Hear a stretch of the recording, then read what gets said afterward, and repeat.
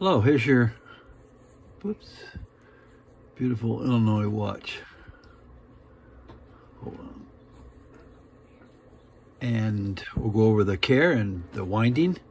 First of all, beautiful watch, and this case is highly sought after.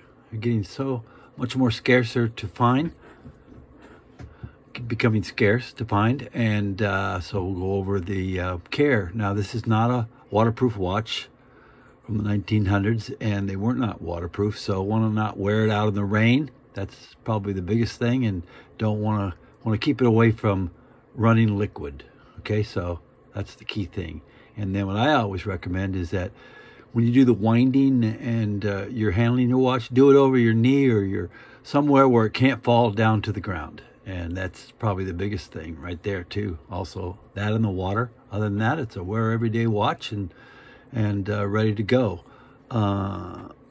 So let's start with winding. Now, the difference between this and a modern watch or watch from the 1940s is we're not going to wind it back and forth like this.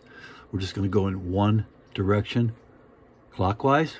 Okay, so we'll start with that. So it's a slight push in on the crown. Okay, slight push in, good grip on the crown, and in the forward direction only. And I think I wound it last night, so that's all it took to wind it fully. One complete wind, the watch will run for 24 hours at least, maybe a little bit, a few more hours further. But there you go. And so now, setting the hands. So instead of a pull on the crown like this, where there's no kind of, you can't really control it, we don't want to just yank this thing out. These are very much like a pocket watch, so it's a stem with a little sleeve that slips back and forth, and it works just great. So we're going to pinch out behind the crown. Instead of pulling, we're going to pinch out on the crown. Just get behind it. Push it back in. Nice click. See if we can hear it. There you go. Do it one more time. We'll pinch on the crown. I'll push it back in. Well, here we go. One more time. This is probably the biggest thing, to keep it working the way it should, to do it this way.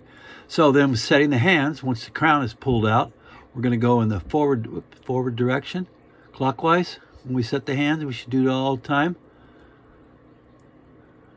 And don't have to whip the hands around.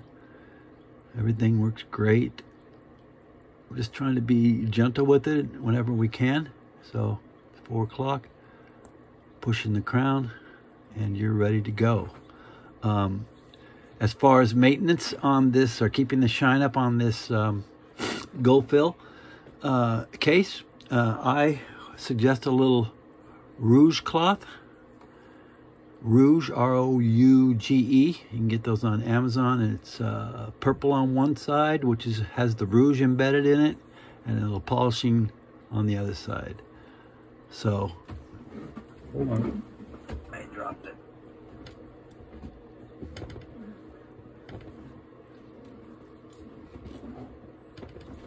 All right, we had a rouge cloth dropped to the ground. So just the rouge cloth right over everything. On it, on the case, on the crystal. You can do the back, and same way. It's a little rub. And then take a clean cloth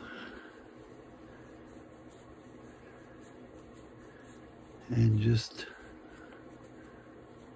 buff it out.